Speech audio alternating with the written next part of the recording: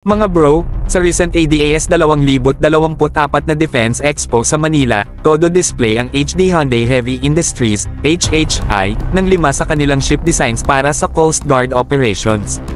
Panalo talaga, lalo na kung hinahanap natin ang upgrade sa ating Philippine Coast Guard. Ipapakita ko sa inyo kung bakit exciting itong mga designs na ito.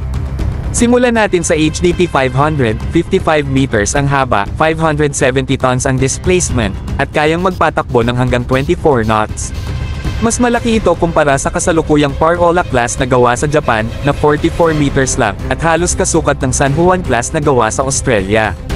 Tapos, andito naman ang HDP 1500, na 81 meters ang haba, 1,700 tons ang bigat, at 24 knots din ang maximum speed. Kung familiar kayo sa silang class ng PCG, halos pareho lang sila ng laki. Pero syempre, mas modern ang design nito at may potensyal na maging mas capable sa long-range patrols.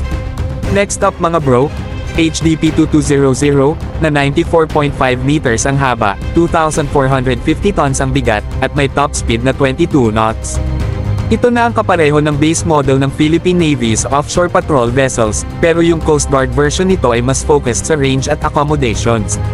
Hindi masyadong armado, pero mas pangmatagalan sa open seas, perfect sa malalayong patrol missions. Moving on sa HDP 3300, 106 meters ang haba, 3,300 tons ang bigat, at 24 knots ang bilis.